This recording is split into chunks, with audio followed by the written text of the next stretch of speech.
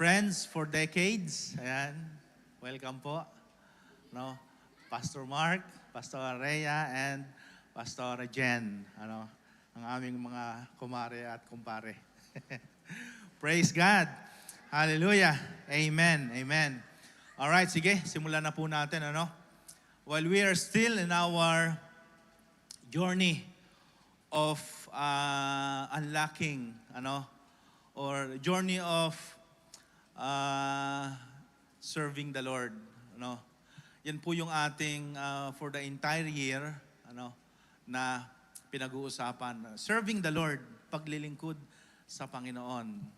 As a disciple, as a followers of Christ, bilang mga Kristiyano, tayo po ay tinawag upang maglingkod sa Panginoon. Again,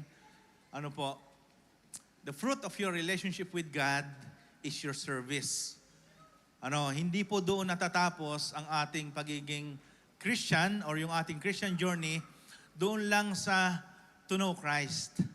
Yung kilala natin ang Panginoon and then we have relationship. So as time goes by, at lumalalim po yung ating relasyon sa Panginoon, nagkakaroon po yan ng bunga. Yun po ay ang pag-serve kay Lord. Paglilingkod sa Panginoon. Malinaw po ang Bible na all of us Christians, meron po tayong spiritual gifts. We can read that, 1 Corinthians, sa Ephesians, especially sa Romans. At yung mga gift na yan, yan po ang ginagamit ng Panginoon for the works of service. Some of us are called to be leaders. If you are called, merong talagang born a leader. May mga ganun And then, kapag ikaw ay nagkaroon ng relationship sa Panginoon, lalo mo siyang ma-enhance, ma-utilize, and you will use that to serve the Lord. If you have a talent, that purpose, ang purpose po ng talent na yan is to use for His glory. If you are good in public speaking, that is one of the spiritual gifts na binigay ng Panginoon, then use that. Gagamitin mo yan sa paglilingkod sa Panginoon. Amen? So doon po umiikot yung ating tawag dito, yung theme ng Assemblies of God this year, yung immersed. Okay? Sige. Now, to continue, ang title po ng pag-uusapan natin is about us, ordinary Christian. Sino po dito yung mga ordinary Christian? May mga ordinary Christian ba dito? Or mga extraordinary Christian? Or mga under-ordinary Christian? Yan, mga simpleng Kristiyano. Or mga disciples. Ayan, we will talk about that. Siguro hindi pa tayo makareact. But later on, we can identify ourselves bilang mga Kristiyano. Okay? Now, question. Ito yung, is it the first slide? Ayan. The first slide is ito. Ito yung title. God can use you. Ang text po natin comes from Acts chapter 9, verses 15. But the Lord said to Ananias, "Go, this man is my chosen instrument to proclaim my name." Okay? So God can use you. Ayan. Can you say it to yourself? Kunyari kausap mo ang sarili mo. God can use you. Ayan. Kunyari ginaganyan-ganyan mo yung buhok mo. Tapos sasabihin mo, God can use you. Di ba? Okay, sige. So ito po yung ating text, but ito yung main verse. Pero po kukunin natin yung ating pag-uusapan doon sa chapter 9, verses 10 to 19. Later on, we will read. Okay, so God can use you. A very simple topic, very simple title. God can use you. Paano ba yon? How it will start? Or baka naman, you're not aware that God is using you right now. Okay, so I will just give you a few backgrounds. We all know Apostle Paul. Si Apostle po, nag-start yung kanyang journey sa Panginoon doon sa Acts chapter 9. And again, ang book of Acts po, yan po ay, dyan ipinanganak ang iglesia. The beginning, the birth of the church is in the book of Acts. And we know, Apostle Paul, kung paano yung naging conversion niya. No? Just to give you a few highlights dun po sa conversion ni Apostle Paul, few backgrounds.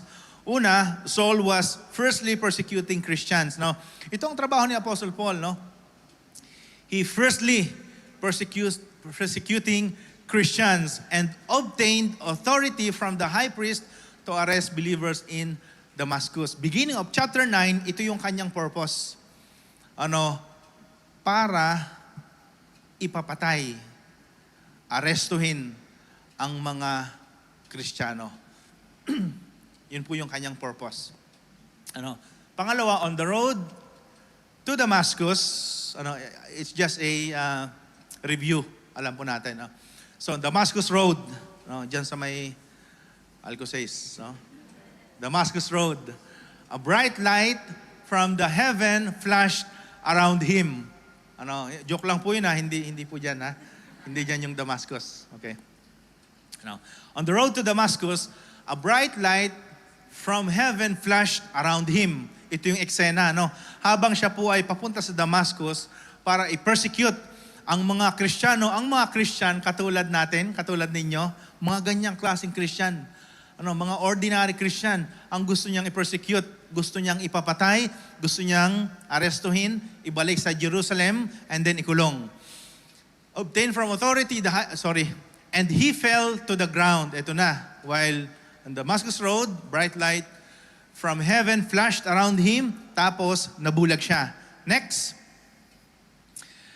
Jesus spoke to Saul. The first time, na yung Jesus na pine-persecute niya, nagsalita po kay Saul. Saul pa ang pangalan ni Paul. Saul pa ang pangalan ni Pablo. Okay? Sabi niya, Saul, Saul, why do you persecute me? Revealing that persecuting Christians was persecuting Christ Himself. Diba? Ang pine-persecute niya mga Christians. Pero ang sabi ng Panginoong Hesus, doon sa Damascus Road, Saul, why do you persecute me? Okay? Kaya po huwag kayong mag-alala. If someone persecute you, in reality, they are persecuting Jesus. Not literally us. Okay? So mamaya. Saul was struck blind. Nabulag po si Saul. And was led by the hand into Damascus, where he waited for further instructions. So, naghintay siya doon for further instructions for 3 days. Ito, 3 araw, Saul remained blind. Nabulag po si Saul. Fasting and praying. Bakalain mo, nabulag siya. And then, for 3 days, fasting and praying. Si Apostle Paul po he is a well-known and very intelligent Pharisee. Okay? So he knows the law. Okay? Yung Old Testament law, alam niya yan. He was taught by one of the greatest teacher of all time ng law, Gamaliel. So while God prepared Ananias to meet him, eto na, yung pag-uusapan natin, pini-prepare na ni Lord si Ananias to meet Saul. Sa Acts chapter 9, 10 to 19, which is yun yung pag-uusapan natin. So for 3 days, he was blind. Okay? So yan po yung brief story, background ng chapter 9, verses 1 to 9. Yung nangyari kay Apostle Paul. And here comes his conversion. And dito po tayo mag-i-start. Now, but before I start, yung susunod na kwento, I have 3 questions. Una, my first question is, have you ever felt that you are just an ordinary Christian? Minsan ba naramdaman natin na ako ay simpleng Kristiyano lang. Hindi ako masyadong exposed or ako ay simple lang. Stay put lang ako kasi shy type. Mahihain ako kaya ako ay simple Christian lang. So, have you ever felt that way? Minsan ba na hindi ko kayang tumayo sa unahan. I cannot even speak loudly. Pwede siguro ako mag-chat na lang pero yung simple lang ako, ganyan. Okay, so we experience that, no? Some of us po ay nararamdaman yan or nararanasan yan na ako ay dito lang ako sa likod, sa gilid, or kung saan, at ako ay simpleng Kristiyano lang. Next question, ito po ay question natin sa sarili natin na, have you ever thought that God uses only pastors, missionaries, or gifted leaders? Ang ginagamit lang ba ng Panginoon is yung mga pastors? Agree? Or mga missionaries din? Sila lang ba? Or mga gifted leaders? Sila lang ba yung mga ginagamit ni Lord to serve Him? Agree ba kayo doon? Parang malungkot kayo ngayong umaga. Nag-breakfast ba kayo? Yung music team, nag-breakfast sila. Amen. Right. So, sometimes or some of us maybe thought that ang ginagamit lang naman ni Lord ay yung mga pastor. Kaya nga minsan, ay ganun ba? Kailangan ng prayer? Teka, tawagan ko si pastor. Tawagan ko si brother kasi leader yon, magaling sa prayer. So, some of us or maybe some Christians, ay ganito yung kanyang mindset. Lastly, what if, eto na, before we enter into our topic, what if your one act of obedience could change someone's life forever? Kunyari, ginamit ka ni Lord, your one act of obedience, ginamit ni Lord para mabago ang buhay ng isang tao forever. Di ba? And this is our story. Okay? Next. I want to read to you the book of Acts, chapter 9, verses 10 to 19. Nababasa nyo ba dyan? So, tingnan natin yung story. In Damascus, actually, it is not all about Apostle Paul. Hindi po ito tungkol kay Apostle Paul. Okay? In Damascus, there was a disciple named Ananias. Ayan. Ananias. Maganda palang ipangalan yun, Sa Ananias. Anong nickname niya kung Ananias? Ana.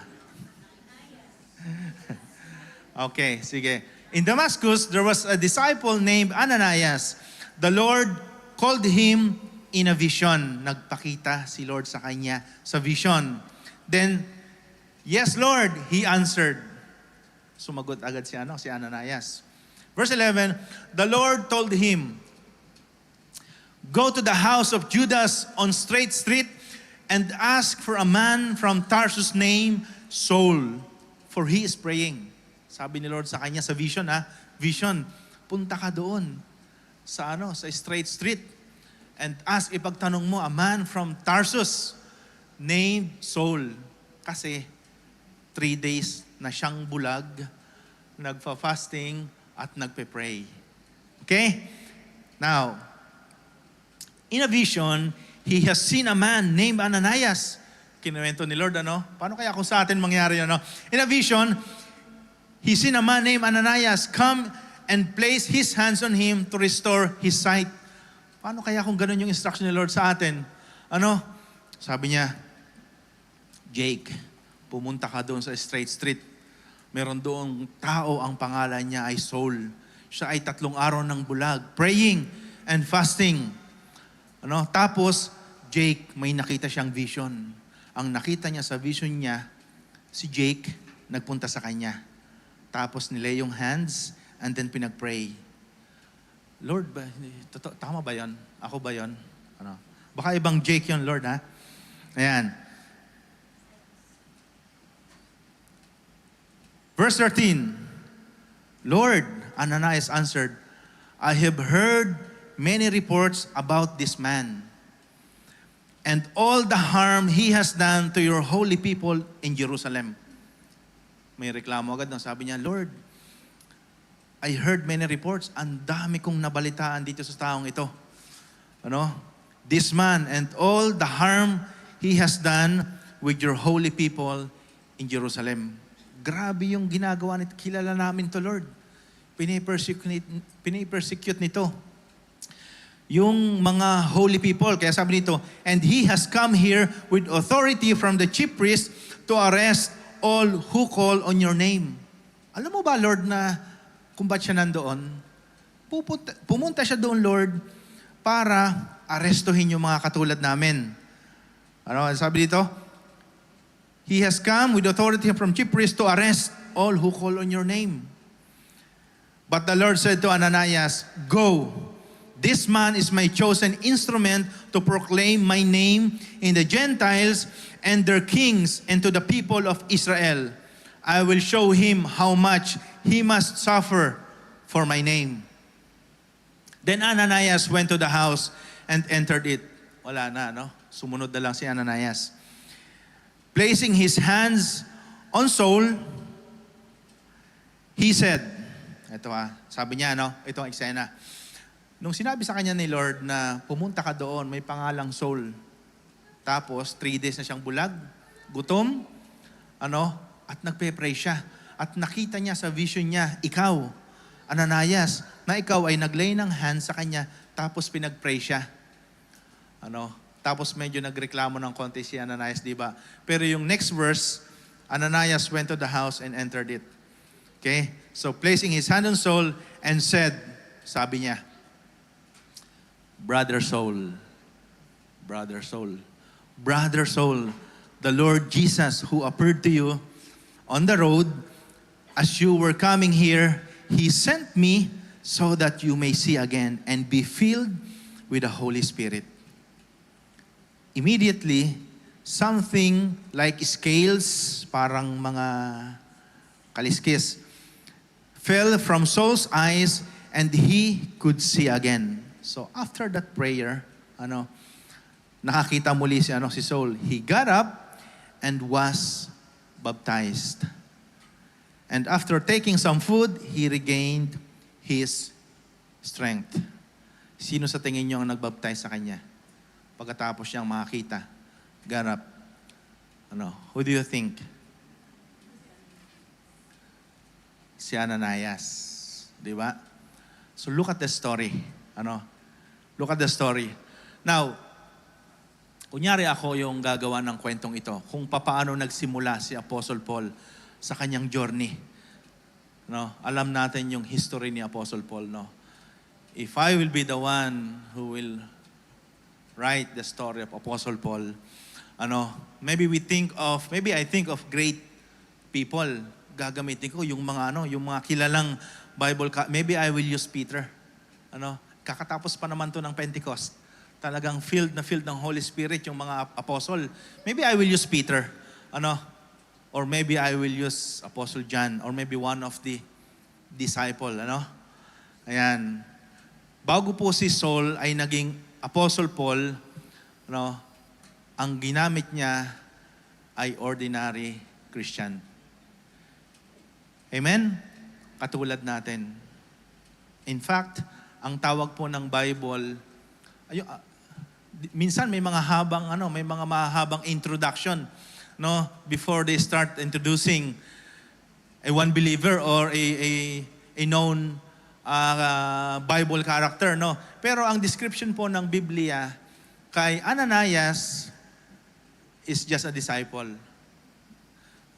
Doon po sa unang verse. Yung verse 10, anong sabi sa verse 10? In Damascus, there was a disciple named Ananias. Tapos na. Kita mo kung paano in-introduce ng Bible si Ananias. Sa Damascus, there was a disciple named Sandro. That's it. Wala nang ibang maikwento eh. There was a disciple named Jake. Dito sa case na to, there was a disciple named Ananias. One sentence introduction. Yun lang po yung ayan. Okay, so now, he was not apostle. Hindi po siya pastor. Hindi po siya famous preacher. Siya po ay he was not an apostle. He was not a pastor. He was not a famous preacher. The Bible simply calls him disciple. So sino po dito ang mga disciple? All of us. If you are a follower of Christ, you are a disciple. Katulad po ni Ananias. So the Bible simply calls him a disciple. Ayan. Okay? So now, in-entrust sa kanya ni Lord No, God entrusted him yung one of the most important assignment sa New Testament. One of the most important assignment in the church history. Yung history ng buhay ni Apostol Pablo. Hindi po makakarating sa mga Gentiles katulad natin yung salita ng Panginoon, yung kaligtasan, the salvation, the good news, kung hindi po dahil kay Apostol Pablo, kay Apostol Paul na ginamit ni Lord. No, very very vocal ang Bible about Apostle Paul. Very vocal. Ang daming account ni Apostle Paul. Yung doctrinal foundation ng Christianity was written by Apostle Paul. Yung salvation, nilay-out ni Apostle Paul yan. At ang laki ng kanyang naging role sa mission. And the Lord used a man, a disciple, para sa conversion ni Apostle Paul. Amen? So the question is still the same. God can use you. Pwede ba tayong gamitin ng Panginoon? Why not? Di ba? Si Ananias nga isang sentence lang ang describe siya ni Lord ng Bible. Pero ginamit siya ng Panginoon to the one of the most best history of church, nung pinanganak ng iglesia hanggang sa ito ay magpatuloy hanggang sa makarating sa panahon natin ang buhay ni Apostol Pablo. So imagine, kunyari si Ananias ay nag-refuse. Imagine if Ananias refused God's call. Ano kaya mangyayari? Maaaring na-delay yung ministry ni Apostle Paul, or maybe he will use another simple Christian or a disciple. Maaaring iba yung gagamitin niya. But definitely, God is using an ordinary Christian for His bigger purpose. Katulad ng buhay ni Apostle Paul. So God doesn't only use our gifted people, He uses disciple ng mga available. Amen. Are we available disciple? Tayo po ba ay mga disciple ng Panginoon na available? Kasi po meron dalawang klase ng disciple. Ang unang disciple is disciple that is not available. Ang isa namang klase ng disciple is available na disciple. Pareho lang silang disciple. Ang difference lang nila is yung kanilang availability. Sa kaso ni Ananias, sabi niya, yes, Lord. Actually, ang sabi nga ng verse, wala na yan. Ang sunod na eksena, pumasok na siya sa pinto Nagreklamo siya, doon sa mga unang verses na yung sumunod, he entered. Sumunod agad siya sa Panginoon. Amen? Alright. So, as a disciple, I have few points. God doesn't only use gifted people, He uses available disciple. Okay, as a disciple, God knows your name. Acts chapter 10. Sabi dito, the Lord called to him in a vision, Ananias. Ananias. Parang asarap pa siguro ng tulog niya, The Lord called to him in a vision. Kilala tayo ni Lord. Kilala ni Lord yung mga Don't think na, ang kilala lang naman ni Lord, yung mga nandyan sa unahan, yung mga, sila lang naman yung mga napapansin Sila lang naman yung mga na-acknowledge. Kasi magagaling sila, mga gifted sila. Yes, praise God sa mga buhay nila. Pero kaya po, before we start, we talk about few things about spiritual gift. Kasi po, hindi lahat ng spiritual gift ay visible dito sa unahan. Marami pong spiritual gift na hidden, pero very useful at ang laki po ng impact sa kaharian ng Panginoon, katulad ni Ananias. Okay? So as a disciple, God knows your name. Sabi dun sa verse 10, the Lord called to him in a vision, Ananias. So God called him by name. Kilala po ni Lord. Alam niyo po, isa sa assurance, na comforting sa atin, di ba? We are facing so many difficulties in life. Marami tayong pinagdadaanan na kung ano-ano sa buhay. Maaring mga troubles, no, or maybe sickness, or maaaring we have so many unanswered prayer requests. Ang comforting po sa atin is yung reality that our God is all-knowing. Yun po yung pinaka-matinding comfort, no, na si Lord, alam niya lahat ng detalye sa buhay natin.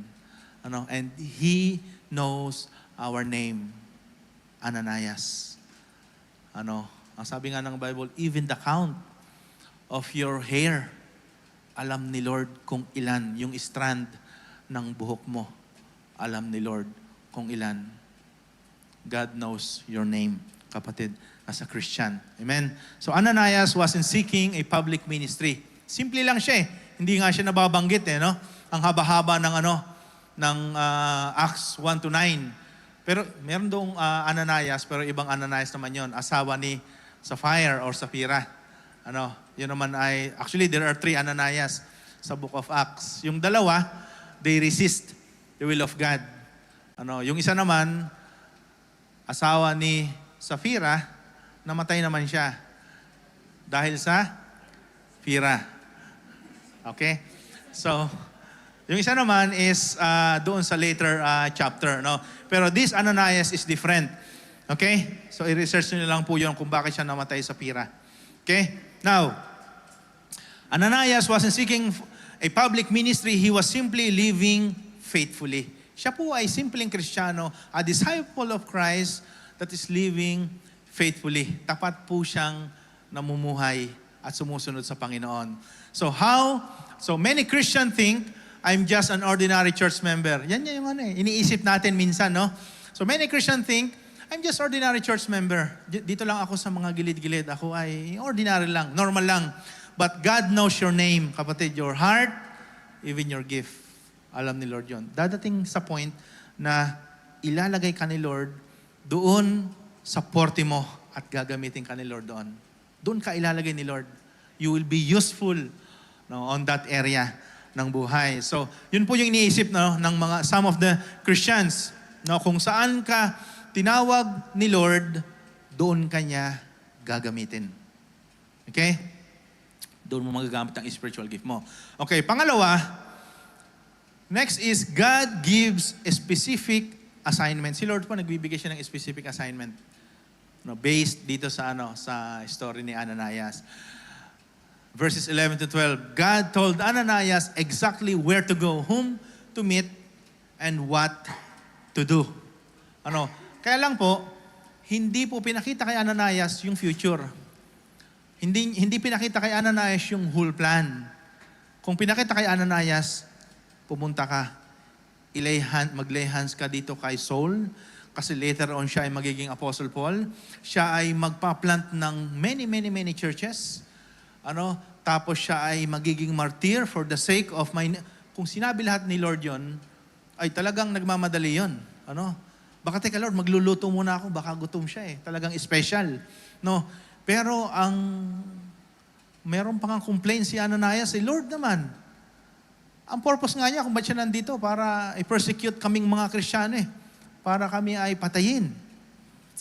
Tapos, ayan. So may specific, minsan kasi si Lord ganun eh.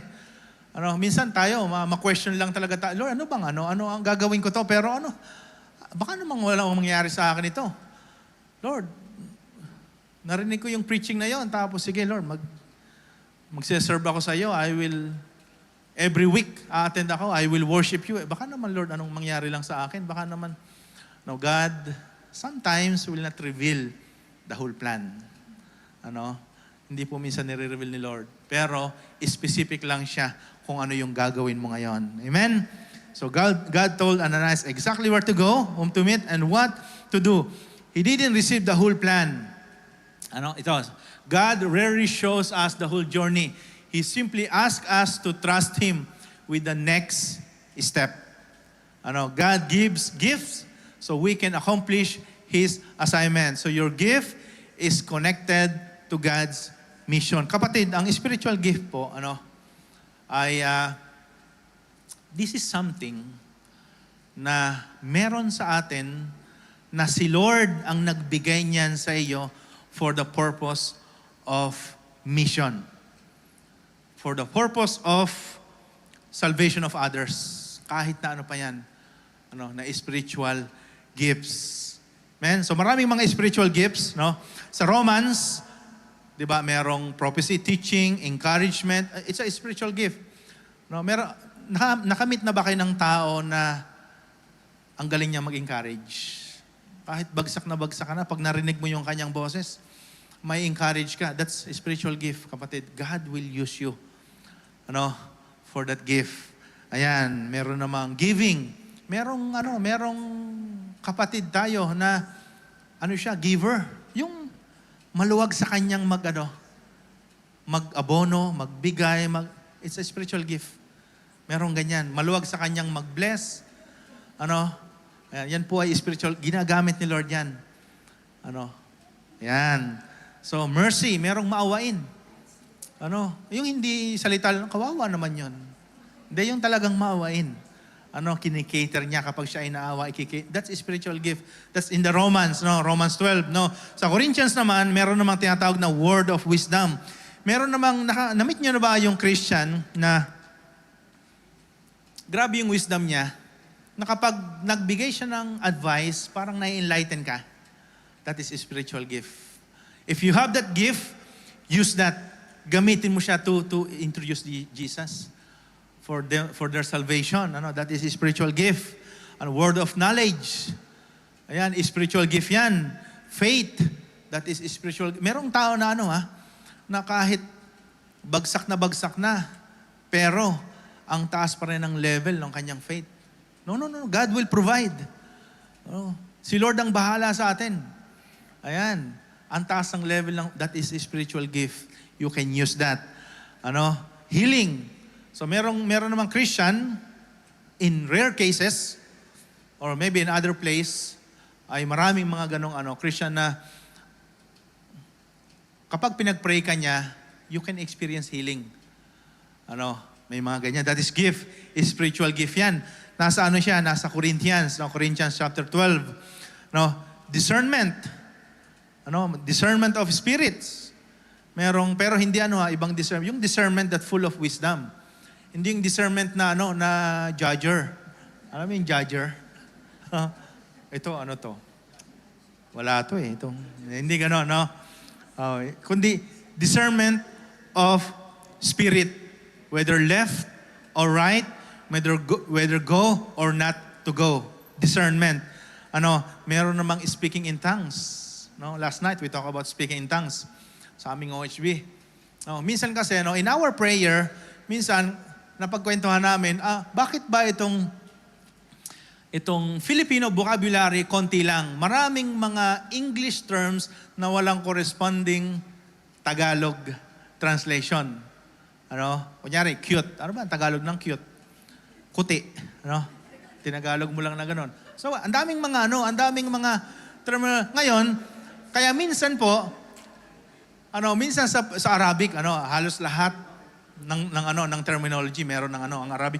Pero ang Filipino language, konting-konti lang. Tapos nadagdagan pa ng Bisaya, Ilocano, hindi na nga makumpleto yung nadagdagan pa ng iba-ibang dialect, So in our prayer, sometimes we cannot assure, parang hindi natin makumpleto yung sasabihin natin kay Lord. Parang, then you speak in tongues, For you not to cut your communion with God, then you speak in tongues. Say it. Ituloy-tuloy mo yan. Yan. So, that is a spiritual gift also, speaking in tongues. Meron din namang interpretation. Okay? In rare cases. Meron namang administration. May mga tao na very organized. Na kahit magulo, teka, ang gulo nito ate, sige, organize natin. Okay, ikaw, and then, okay. Clear? Okay, let's go. That is a spiritual gift. God can use you sa gift na yan. Pero meron naman taong sadyang magulo lang. So, hindi siya a spiritual gift. Kailangan niyang ma-meet yung taong may spiritual gift. To organize things. Ang gift na yun is administrations and helps. Ayan. Okay? Sino yung mga admin sa mga company? May mga gift kayo. Okay, doon naman sa special Folds Ministry sa Ephesians, hindi ko na nilagay dyan eh. Sabi ko, ikukwento ko na lang. Apostles, prophets, evangelists, pastors, teachers. Ayan, yan po ay mga spiritual gift din yan. May tinawag talaga si Lord na kahit anong gawin mo, magtago at magtago ka, magiging pastor ka, kapatid. Kahit pa balik-tarin mo ang mundo, kahit pa wag kang mag-church ng 5 years, pag tinawag ka ni Lord maging pastor, you cannot escape from that. Kahit pa galing ka sa kung saang history, if the Lord called you na maging pastor, magiging pastor ka. Amen? Maaaring makita ka ng ibang tao sa kanilang vision. Alam mo, ikaw, nakita kita, magpipreach ka, ikaw ay magiging pastor. Amen? Tama ba? Pastor Rox? Amen. So, prophets, evangelist. Ayan, may mga tao talagang called for to become evangelist. So talagang in nature, nung siya ay maging Kristiyano, ay wala na siyang ginawa kundi nagpa-save na ng nagpa-save. No? Lahat ng makita niya, parang parang bound to hell. Halika, kausapin kita, bro. Love ka ni Jesus. Ganyan, accept Jesus. Halika, pray tayo. Ganyan. Pagkatapos, may bound to hell. Kailangan makausap ko to. May mga tao talagang ganyan. Lahat ng nakikita niya, gusto niya i-share. That is a spiritual gift. Pero huwag namang sobra kasi mamaya baka nasa bus ka naman tapos siksikan kayo, ang ingay mo doon. Siyempre, kailangan meron ka ring gift of administration, para organize. Ayan. Okay? So yan po ay mga spiritual gift. Pastors, teachers, may mga pastor pero ang gift niya teacher. Pastor siya, pero kapag nag-preach siya, nagtuturo siya. Kasi ang gift niya teacher. Napapaliwanag niya ng maayos yung mga verses na medyo mahirap unawain, na highlight niya, and then dividing the word of truth. Ayan. That is spiritual gift. Okay, so malinaw na po sa atin yung yung spiritual gift, o lalong lumabo. Malinaw, no? So now, question, lahat po ba ng mga Kristiyano sa kwartong ito ay may spiritual gift? Meron. Amen? Meaning, God can use you. Amen? Hallelujah. Sino po dito ang gustong magamit ng Panginoon? Amen. Itaas ang kamay. Iwagayway. Amen. Praise God. Hallelujah. God can use you. Okay? Pangatlo, fear should not stop your gift. Ito na. Meron kang spiritual gift. Kaso meron kang fear. Ananias answered, Lord, I have heard many reports about this man. Pambihira, Lord, ba't ako? Lord, ba't ako? Killer yun eh. As ako ipapadala mo, si Peter na lang.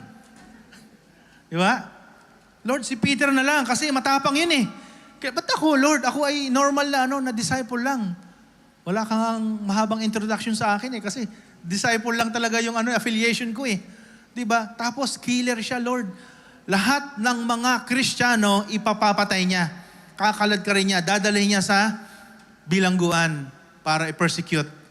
Tapos, Lord, I have heard many reports about this man. So, minsan po yung fear, yung fear will hinder you. You will hinder you. Para mag-serve kay Lord by using your spiritual gift. Amen?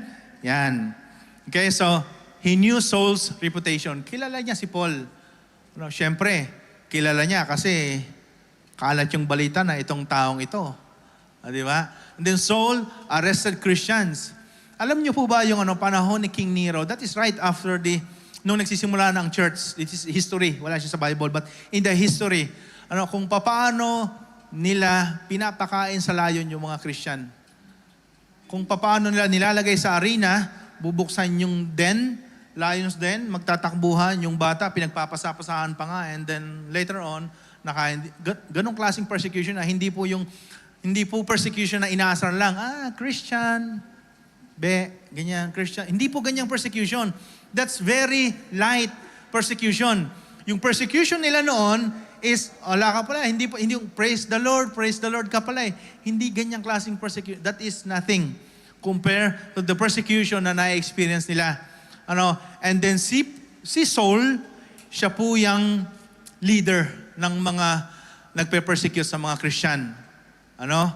And then, siya po yung nag-approve the first ever martyr doon po sa Book of Acts. Si Stephen. Di ba? Pinagbabato siya hanggang siya ay namatay. Si Stephen. Di ba? Siya po ay, he is filled with the Spirit. Siya po ay follower of Christ. Pero nung malamang siya ay Kristiyano, pinagbabato siya. Habang siya ay pinagbabato, nagpipreach pa rin siya hanggang siya ay namatay. It was signed by their boss named Saul. Siya po yung pumirma noon.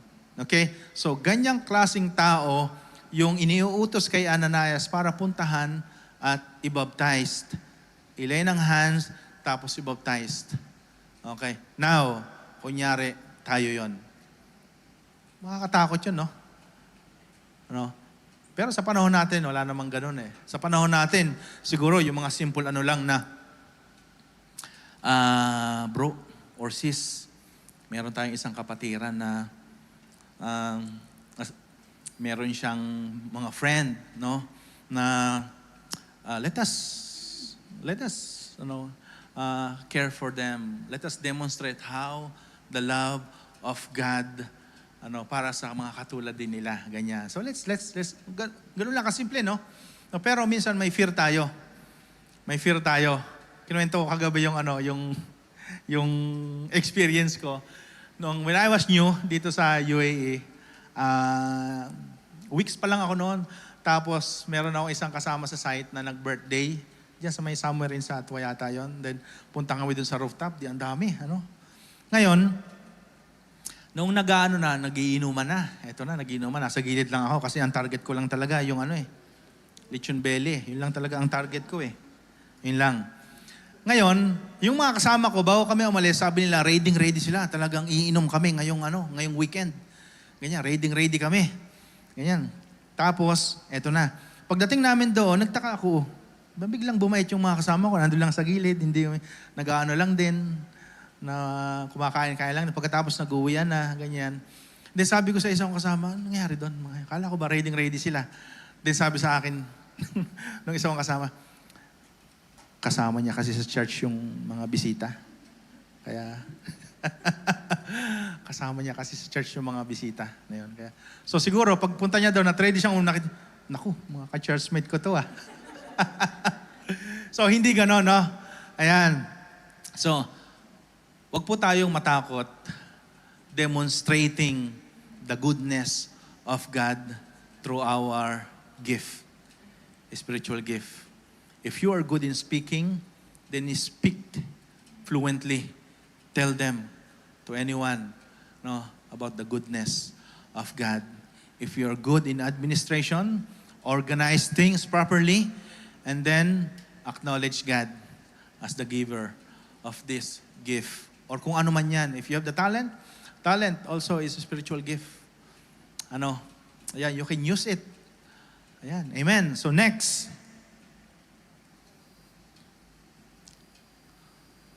Ayan. Fear should not stop you. Marami talagang maraming tawag dito. Maraming fear talaga. Minsan, fear of failure. Minsan may mga fear of failure, takot tayong magkamali. Or fear of criticism, baka mamaya makriticize tayo, it hinders us. Di ba? Fear of rejection, or kaya fear of yung inadequacy. Yung hindi ka sapat, parang hindi ikaw yung tamang tao para gawin yon. Yan. So, next slide.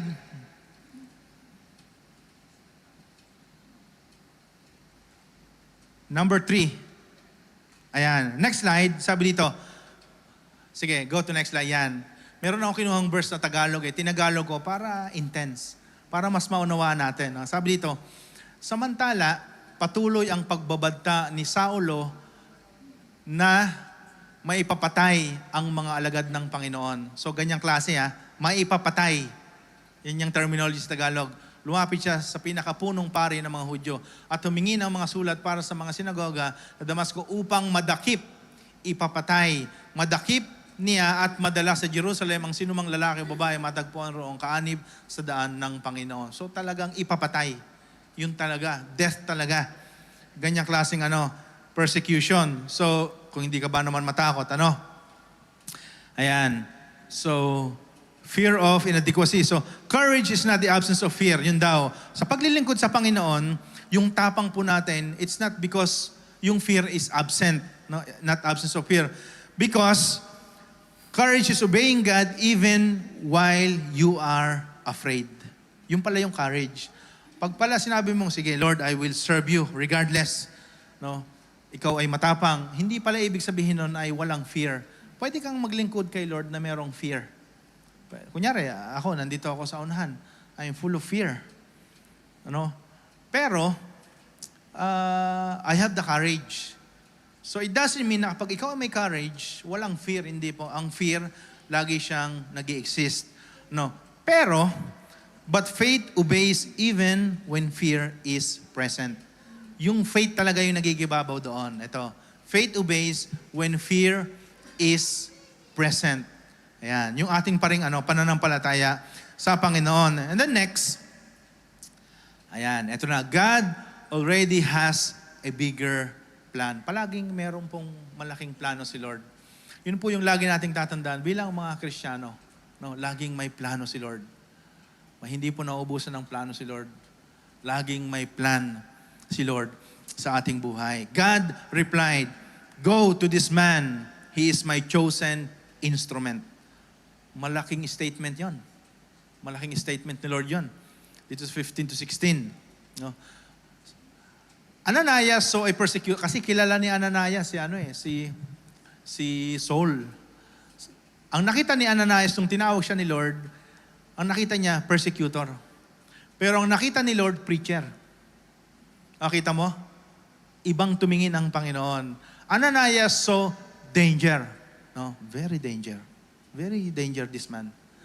Ano? Killing, no? Grabe. Ananias saw danger, but God saw destiny. Ang nakita ni Lord kay Apostle Paul o kay Saul is yung destiny. Ano yung gagawin niya sa kaharian ng Panginoon. Ananias saw the past. Nakita ni Ananias, Lord, itong taong ito, grabe. Ang dami na nitong pinapatay ng mga holy people, ng mga Christians. Pero ang nakita ni Lord yung future. Nakita ni Lord hanggang sa panahon natin na yung good news, alam niyo po kung hindi ginamit ni Lord si Paul, kahit yung mga lyrics nung kinanta natin, hindi natin may ilagay comes from the gospel itself. Di ba? Amen. Hallelujah. So, God replied, "Go, this man is my chosen instrument." Ananias saw that Saul had done, but God saw what Saul would become. Amen? So wag po nating maliitin yung ating paglilingkod sa Panginoon. Wag nating maliitin yung mga taong nasyashare natin ang gospel, bringing them to Jesus. Wag mong baka yung na-evangelize mo na yan, or baka yung na-invite mo na yan. Baka yung nadala mo sa VBS na yan. Later on, siya pala yung magiging presidente ng Pilipinas, di ba? We don't know. But what I'm saying is, si Lord po, laging mayroong malaking plano. Ang gagawin lang natin is to obey Him with faith, serve Him through our spiritual gifts.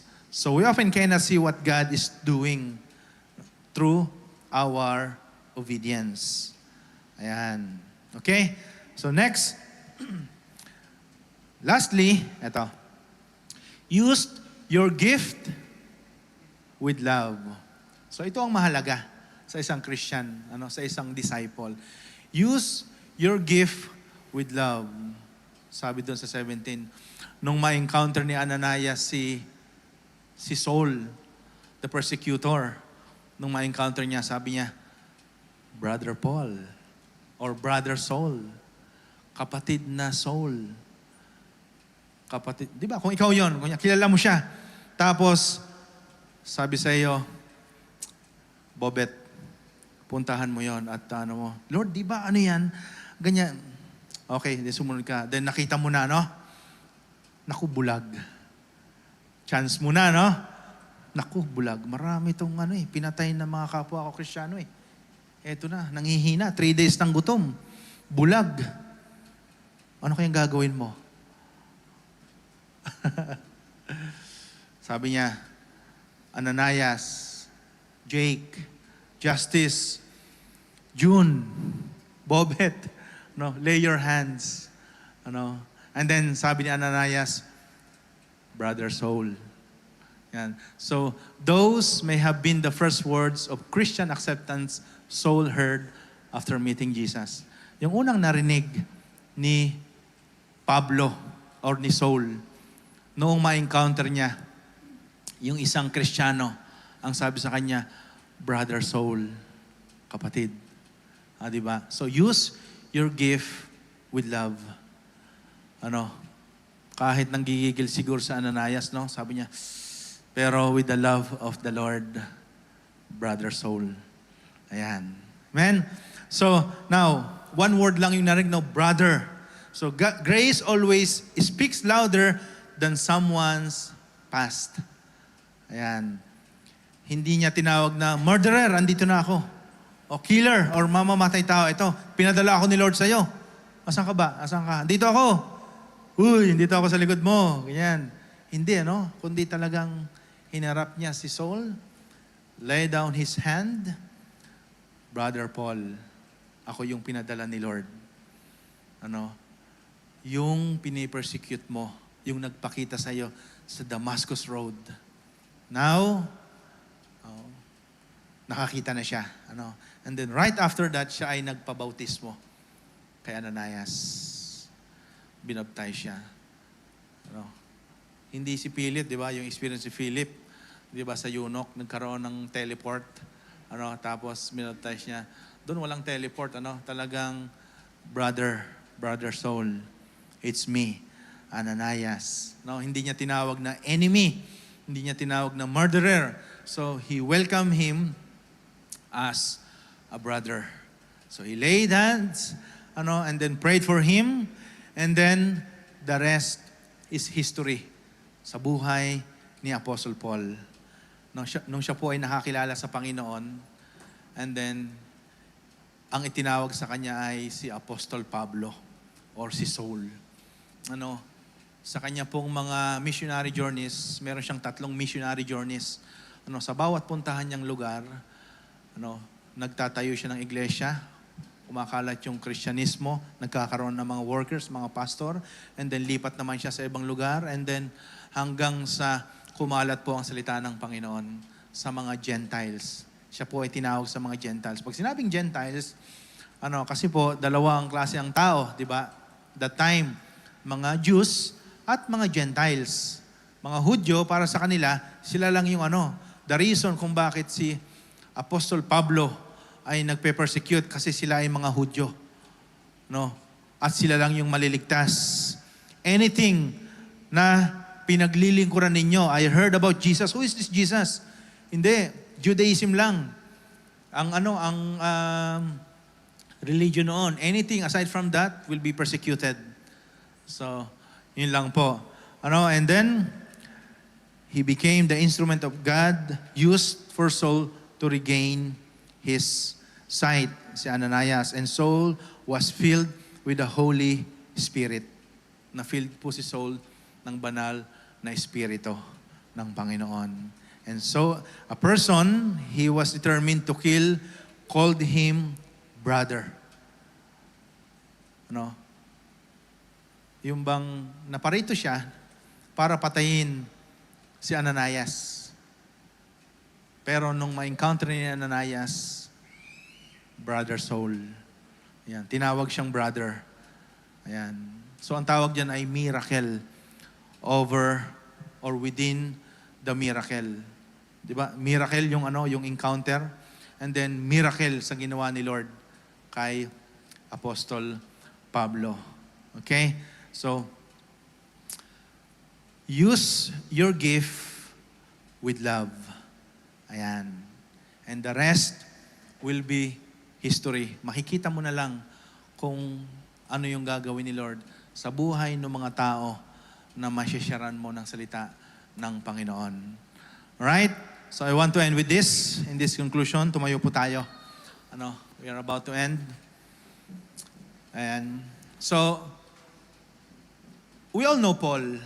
Kilala po natin si Apostle Pablo. So we remember Paul. Paul is the one, Paul's teaching is one of the most quoted teaching and doctrine sa Christianity. Lahat po ng doctrinal foundation nanggaling kay Apostle Paul. Siya po yung nag-layout noon. Yung pong tao na hindi naman personally na-meet si Jesus, kundi nakita lang niya sa and willing to die for Jesus because someone obeyed. Because a guy, a disciple named Ananias, obey the Lord. Amen? So his name appears only a few times in Scripture. Talagang doon lang na-mention si Ananias. Pero yung kanyang pagsunod sa Panginoon, yun yung nag-launch. Nag-launch ng ministry ni Apostle Pablo. So the greatest missionary ever lived, si Apostle Pablo. Now, sa atin po, bilang mga disciple, mga normal or ordinary Christian, tayo yan. Sabi natin, we are ordinary Christian. So maybe some of us, or we may never preach sa maraming tao, to hundreds or to thousands. You may never write books katulad nung ginawa ni Apostle Pablo. Maring that is out of our league, or hindi natin porte yan. So we may never become famous. Maring hindi tayo popular. Maring hindi tayo kilala. Maring ang may kilala lang sa atin is yung kasama natin sa bahay. Yung kapitbahay natin, hindi tayo kilala. Meron ba dito hindi kilala ng kapitbahay? Anong tawag doon? Yung ayaw niyang lumabas, or tawag doon? Introvert. Introvert. Ayan. Maring may mga Christian na ganyan. Now, kaya lang, you may become Ananias to others. Pwede kang maging Ananias sa ibang tao. Ayan. You may become Ananias to someone. Ayan. So, yung pong taong i-encourage mo, ano man yung spiritual gift mo, yung taong i-encourage mo today, or maybe yung bata na tinuturuan mo, maybe the child you teach, or maybe any believer that you prayed for, na pinag-pray mo, or maybe yung visitor na winelcome mo, ayan, or maybe yung mga kaibigan mo na ginawan ka ng hindi maganda and yet you forgive them. So maybe they will be the next person na gagamitin ni Lord. Who knows? Diba? Maaaring sila gagamitin ni Lord. Hindi mo alam. Na-meet mo sila one time in your life, and then nagkahiwalay na kayo, and then nagkita na ulit kayo, and then the last time you saw him or her, iba yung kanyang sitwasyon, pero the next time na makita mo siya standing in front preaching the gospel, ito yun ito yung taong na-meet ko ito yung taong na ipakilala ko kay pastor, ito yung taong na-invite ko sa church, ito yung taong na ipag-pray ko, ito yung taong na sharean ko ng Word of God. Ito yun So, today, you might be someone's Ananias. Amen? Are you okay with that? Amen? God can use us. Kahit sino ka pa. Ano man yung affiliation mo, ano man yung status mo sa buhay, saan ka man nakaupo dito, ikaw ay sa unahan nakaupo, sa likod, ikaw man ay maring online ka, nanonood sa mga oras na to, ikaw ay isang simpleng Kristiyano, you are just a disciple, God can use you. Katulad ni Ananias. You can become someone's Ananias. Amen? Hallelujah. Palakpakan po natin ang Panginoon. Hallelujah. So now, huwag po nating hintayin. Now, do not wait. Do not wait to become extraordinary before serving God. Huwag po nating hintayin na makilala tayo or yung talagang maging known tayo bago tayo maglingkod kay Lord. No. Where you are right now, as long as you are Christian, disciple of Christ, at alam mo yung spiritual gift mo, you are ready to launch, no? Parang rocket, no? You are ready to launch. Amen. So wag po nating hintayin yon. Offer your availability today. Amen. At hayaan po nating si Lord ang kumilos sa buhay ng bawat isa sa atin. No, so because God is still looking for disciple like Ananias. Hanggang ngayon po, inahanap pa rin ni Lord yung disciple niya katulad ni Ananias. Hinahanap pa rin ni Lord yan. Yung bang disciple who will simply say, "Yes, Lord. Pwede ako, Panginoon. Sige, Lord, gagawin ko. Sige, Lord, I will go there." Ano? God is still looking for that kind of disciple. Ano? Sabi sa verse 10, in Damascus, there was a disciple named Ananias. The Lord called him in a vision, Ananias. So, the Bible simply calls him a disciple. Amen? Hallelujah. Mga disciple, mga tagapaglingkod ng Panginoon. Let us all pray. Hallelujah. Lord, these people in front of you, Lord God, in this place, they are your disciples, O God. Sila po ay mga tagasunod mo, Panginoon. Sila po ay mga tagapaglingkod mo, Lord God. Lord, today, thank you, Lord, for revealing to us yung mga spiritual gifts, Lord, na ipinagkaloob mo sa amin, Panginoon. Maybe some of us, Lord, ay maybe having this spiritual gift, he know or she knows that already for a long time, Panginoon. But Lord, thank you for reminding us that this gift can be useful for your kingdom. Katulad ni Ananias, Lord God. He simply say, yes, Lord.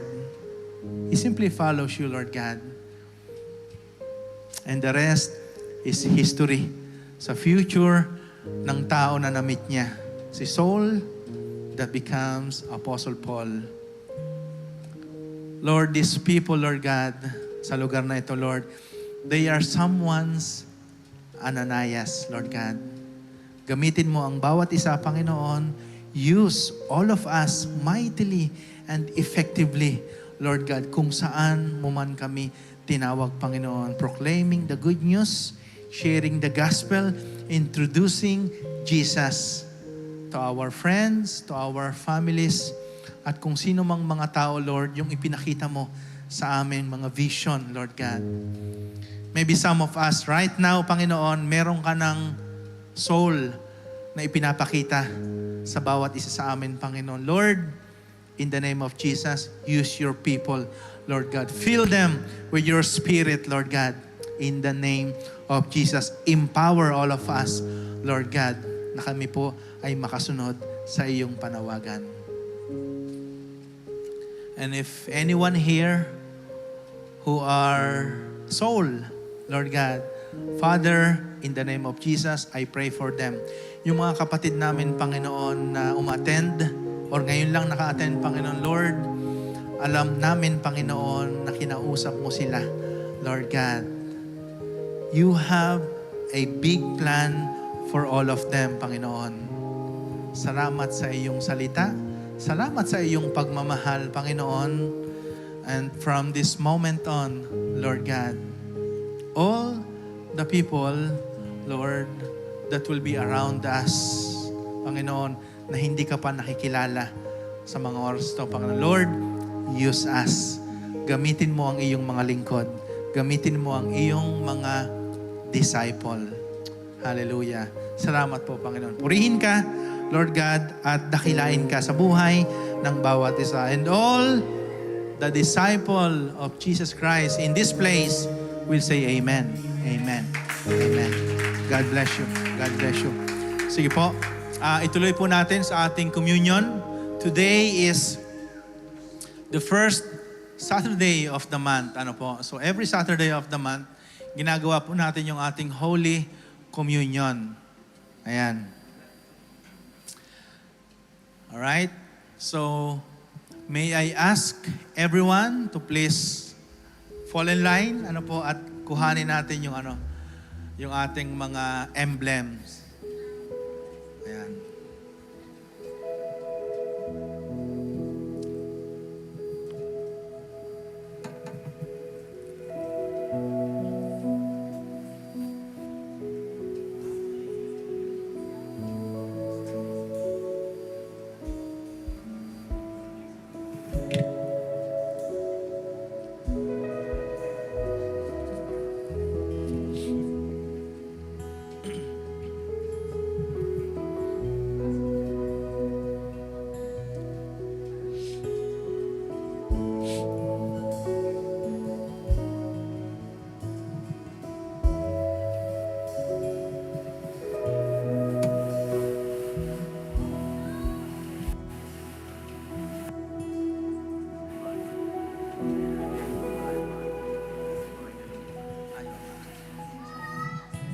Alright.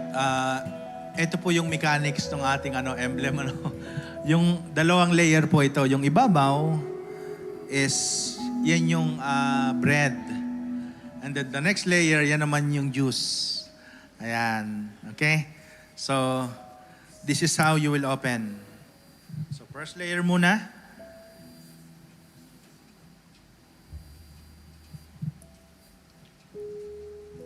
Yan. And then, next layer. Okay? Sige po. But before we do that, may I ask our pastors here in front to pray for us. Amen. Before I take you for praying for the bread, I would like to read the 10 things Jesus accomplished on the cross. Ito po yung tinatawag na divine exchange. Ayan, basahin ko po. Number 1, Jesus was punished that we might be forgiven. Jesus was wounded that we might be healed. Jesus was made sin with our sinfulness that we might be made righteous with His righteousness. Jesus tasted death for us that we might share His life. Jesus was made a curse that we might receive the blessing of Abraham. Jesus endured our poverty that we might share His abundance. Jesus bore our shame that we might share His glory. And Jesus endured our rejection that we might have His acceptance with the Father. He was cut off that we might be joined to the Lord. And lastly, our old self was put to death in Him that the new man might come to life in us. Sabay-sabay po natin ipanalangin yung bread. Panginoon, marami pong salamat sa umagang ito at kami po ay inyong itinipon sa lugar na ito. Hindi po aksidente ang aming pagpunta rito, Panginoon. Salamat po sa magdamag na kami po ay inyong niyakap at binigyan ng proteksyon sa aming pagtulog at pamamahinga. Salamat po sa bagong umaga and fresh air that we have breath, O Lord God. Salamat, Panginoon, sa free air na ito na aming nalalanghap, Panginoon. At salamat po sa mga stomach namin that you have filled, O Lord God, nitong umagang ito. And even our spirit, O Lord God, you filled us, O Lord God. Thank you for joining us in this place, O Lord. At Lord, amin pong inaalala yung pong inyong katawan na binayubay doon sa cross, Panginoon. Yung inyong katawan po na hinagupit ng lahat ng palo at pananakit, Panginoon, on our behalf. Salamat, Panginoon, sa pagkakabili po ninyo ito on our behalf, Panginoon. At salamat po sa bawat hagupit na inyong tinanggap na dapat ay sa amin. Kami po ay nagpapasalamat, Panginoon, at inaalala namin ito sa pangalan ni Jesus. Amen. Amen. Sige po, at let us pray for the cup. Heavenly Father, we come before you, O Lord God, with a grateful heart. We are thanking you, O Lord God, for your great love that you have revealed through your Son, Jesus Christ. As this cup represents His blood, for shedding in the cross, Lord God, for forgiveness of our sins. May your Holy Spirit bless this cup, unite us in one body of Christ, O Lord God. We pray as we partake this cup that your healing power will overflow, O Lord God, to your people, O Lord God. Heal the people who have broken heart, who have troubled mind, who have sick body, according to your perfect will, O Lord God. We thank you, Lord Jesus, for everything that you have done, O Lord God. And this is our prayer in the mighty name of Jesus. Amen. Amen. Amen. For I received from the Lord what I also passed on to you. The Lord Jesus, on the night he was betrayed, took bread, and when he had given thanks, he broke it and said, "This is my body, which is for you. Do this in remembrance of me." Gawin po natin sabay-sabay.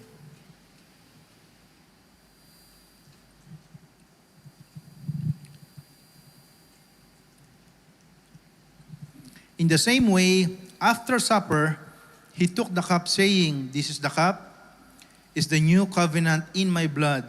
Do this whenever you drink it in remembrance of me. For whenever you eat this bread and drink this cup, you proclaim the Lord's death until He comes." Gawin po natin sabay-sabay. Hallelujah. Palakpakan po natin ang Panginoon. Hallelujah.